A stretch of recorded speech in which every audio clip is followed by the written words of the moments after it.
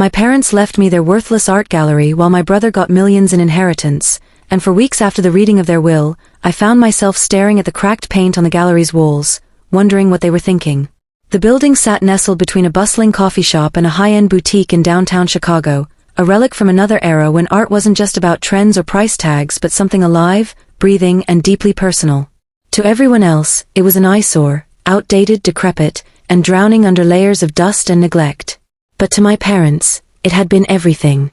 I remember how Mom would spend hours arranging each piece with care, her hands moving like a conductor leading an orchestra, ensuring that every painting and sculpture told its own story while still harmonizing with the others. Dad would sit in his worn leather chair by the window, sketching visitors as they wandered through the space, capturing fleeting moments of awe and curiosity in charcoal lines. They poured their lives into this place, not because it made them rich, it didn't, but because it gave them purpose.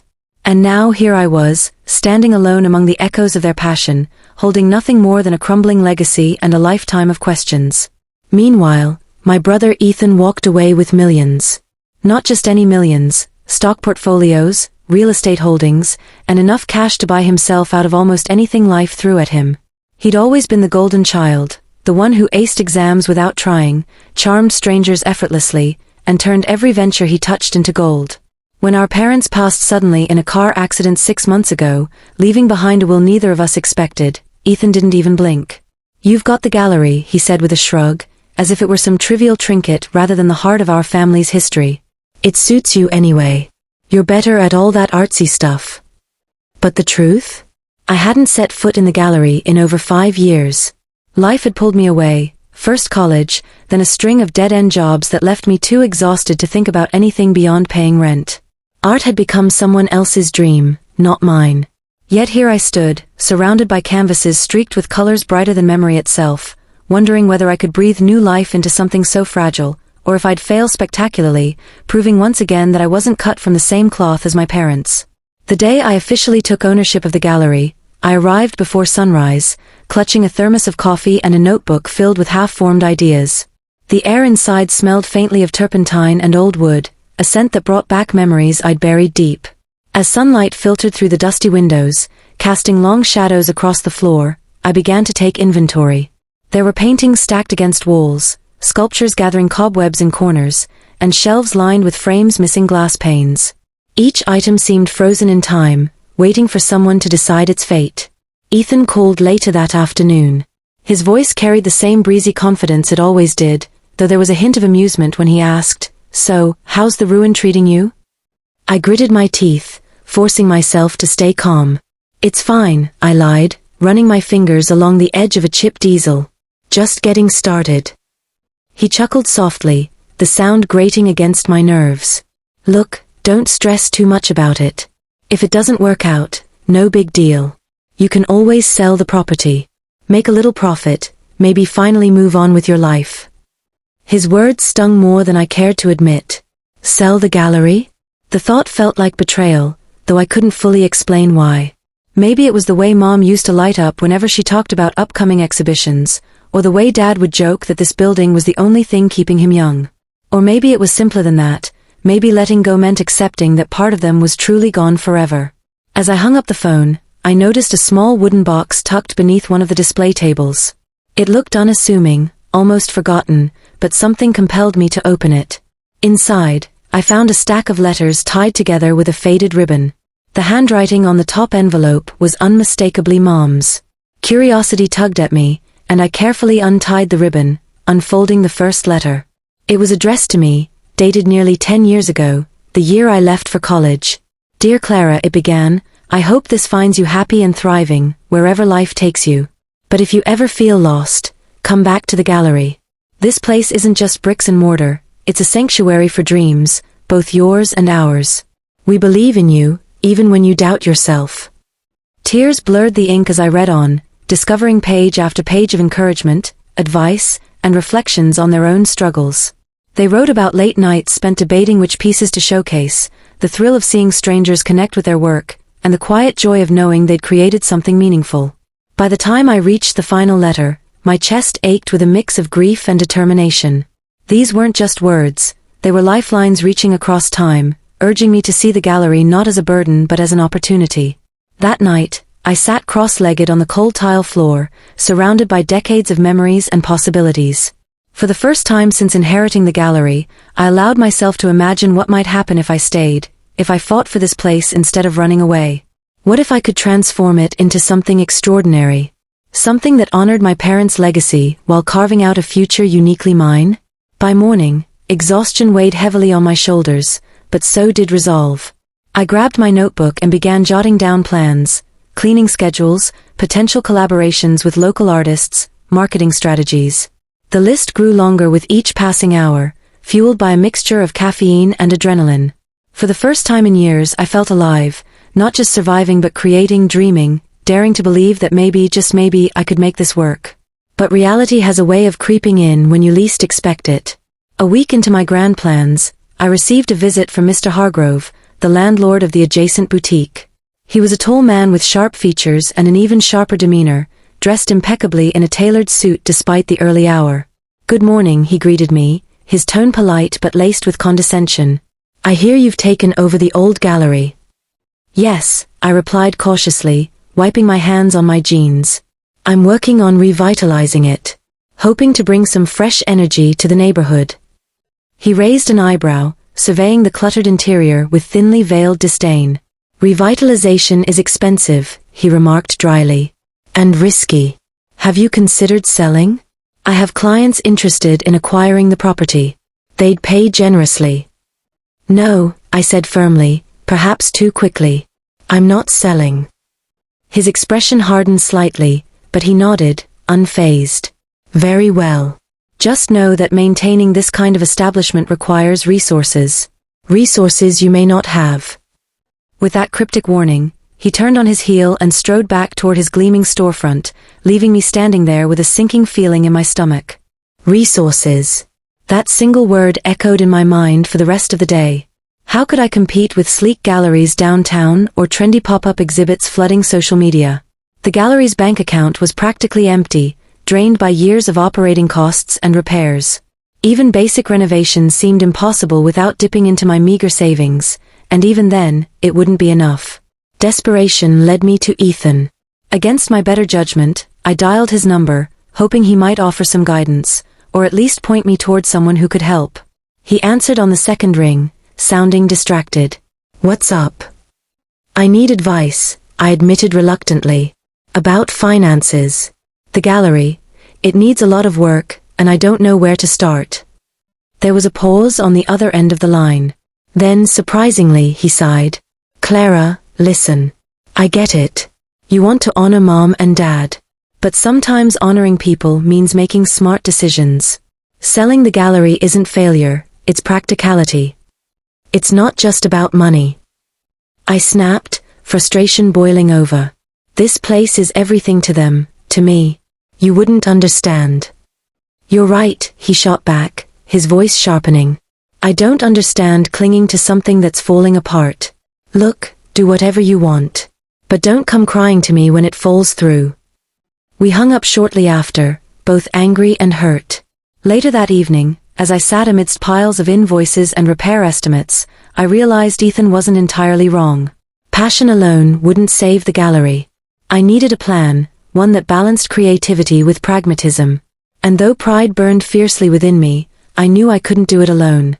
Over the next few weeks, I dove headfirst into research, devouring books on business management, attending webinars on nonprofit funding, and networking with anyone who might offer insight. Slowly, ideas began to take shape. What if I transformed the gallery into a community hub? Hosted workshops, artist residencies, and events that brought people together? It wasn't just about showcasing art, it was about fostering connection, igniting inspiration. But turning vision into action proved daunting. Supplies were costly, permits complicated, and skepticism rampant. Neighbors doubted my ability to pull it off, and some openly mocked my efforts. One particularly brutal encounter occurred during a town hall meeting, where a woman accused me of wasting resources on a dying industry. Her words cut deep, planting seeds of doubt I struggled to ignore. Still, I pressed on, driven by fragments of hope and stubborn determination. Late nights became routine as I painted walls, repaired fixtures, and curated collections. Friends occasionally stopped by to lend a hand, though most drifted away when they realized how consuming the project had become. Loneliness gnawed at me, yet every brushstroke reminded me why I started, to prove that beauty could thrive even in broken places. Then came the day I met Daniel. He wandered into the gallery one rainy afternoon, shaking water from his coat as he scanned the room with curious eyes. "Are you the owner?" he asked, his voice warm and inviting. "Yes," I replied, surprised by his interest. Most visitors barely glanced around before leaving. He smiled, extending a hand. "I'm Daniel. I run a collective for emerging artists. We're looking for spaces to collaborate. Thought this might fit the bill." For the first time in months, I felt a flicker of optimism. Maybe, just maybe, I wasn't as alone in this journey as I'd believed. Daniel became a constant presence in the gallery, bringing with him not only his own vibrant artwork but also a steady stream of collaborators eager to contribute. Together, we brainstormed ways to breathe new life into the space. Painters, sculptors, photographers, and musicians flocked to the gallery, drawn by the promise of creative freedom and community. Walls that had once been bare now burst with color and texture, each piece telling a story of resilience and reinvention. Yet, amid the flurry of activity, cracks began to show. The financial strain grew heavier with each passing week. Despite ticket sales from events and donations trickling in, expenses loomed large. Repairs piled up faster than I could address them, and utility bills threatened to drown what little progress I'd made. Sleepless nights became my norm as I scoured spreadsheets, searching for solutions that never seemed to materialize. One evening, as I sat hunched over my desk, Daniel knocked lightly on the doorframe. "Hey," he said gently, stepping inside. "You look like you haven't slept in days." "I haven't," I admitted, rubbing my temples. "Things are complicated." He pulled up a chair beside me, studying the chaos of papers strewn across the surface. "Let me help. Not just with the heavy lifting, but with the planning. You don't have to carry this weight alone." His offer caught me off guard. For so long, I'd convinced myself that asking for help equaled weakness, a betrayal of the independence I clung to fiercely. But looking into Daniel's earnest eyes, I saw something different, a partnership built on mutual respect and shared vision. Slowly, hesitantly, I nodded. "Okay, let's figure this out together." With Daniel's guidance, we launched a crowdfunding campaign, sharing the gallery's story far and wide. Social media buzzed with images of our transformation, drawing attention from art enthusiasts and journalists alike. Donations poured in, along with messages of support from strangers who resonated with our mission. For the first time, I allowed myself to believe that success wasn't just a distant dream, it was within reach. But challenges persisted. Critics dismissed our efforts as naive idealism, questioning whether art could truly affect change in such uncertain times. Others scoffed at the notion of preserving a relic like the gallery when modern trends favored sleeker, more commercial ventures. Doubt crept in, whispering insidious thoughts that perhaps I was fighting a losing battle. Through it all, I held on to the letters my mother had left behind. Their words anchored me, reminding me of the power of perseverance and the importance of staying true to oneself. Every setback became an opportunity to learn, every obstacle a chance to grow stronger. And though the road ahead remained fraught with uncertainty, I faced it with renewed courage, determined to honor the legacy entrusted to me, not just for my parents, but for everyone who dared to dream alongside me. The crowdfunding campaign exceeded our wildest expectations. Donations poured in from all corners of the globe, friends, strangers, and even former patrons of my parents who remembered the gallery's golden days. Local businesses donated supplies, artists offered their work for free exhibitions, and volunteers showed up daily to help with renovations. It was as if the entire community had rallied behind us, united by a shared belief in the transformative power of art. With the influx of funds, we were able to tackle long overdue repairs, replacing the leaky roof, installing energy-efficient lighting, and refinishing the creaky wooden floors that had seen decades of foot traffic. The once dingy walls were painted a crisp white, creating a clean canvas for the vibrant pieces we began displaying. Daniel worked tirelessly alongside me, his optimism infectious even on the hardest days. Together, we curated our first major exhibition, a tribute to my parents' legacy titled Echoes of Creation. It featured not only their favorite works but also pieces inspired by their vision, contributed by local artists eager to be part of something meaningful. Opening night arrived like a dream. The gallery buzzed with life, filled with laughter, music, and the hum of conversation. People wandered through the space, pausing to admire paintings or engage in animated discussions about sculptures. For the first time in years, the air felt electric with possibility. As I stood near the entrance, watching the crowd mingle, I spotted Ethan lingering hesitantly by the door. He looked out of place in his tailored suit, clutching a glass of champagne he hadn't touched. "You came," I said, approaching him cautiously. He nodded, his expression unreadable. "I heard things were different now." "They are," I replied, gesturing toward the lively scene around us. "This isn't just mine anymore. It belongs to everyone who believes in it." Ethan's gaze swept over the room, lingering on a painting of my mother's, a serene landscape she'd created during one of her happiest summers. His jaw tightened, and for a moment, I thought he might walk away without another word. Instead, he turned back to me, his voice softer than I'd ever heard it. "Do you think they'd be proud?" The question caught me off guard. Tears welled in my eyes as I considered it, not because I doubted the answer, but because it meant so much coming from him. "Yes," I whispered. "I know they would." For the first time in what felt like forever, there was no tension between us, no competition or resentment.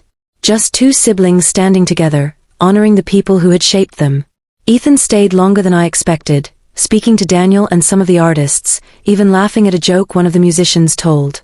When he finally left, he gave me a small nod, a silent acknowledgement of everything I'd accomplished. In the weeks that followed, the gallery continued to thrive. Word spread beyond Chicago, drawing visitors from neighboring cities and even other states.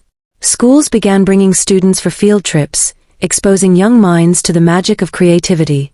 Artists found refuge within its walls, using the space to experiment and grow.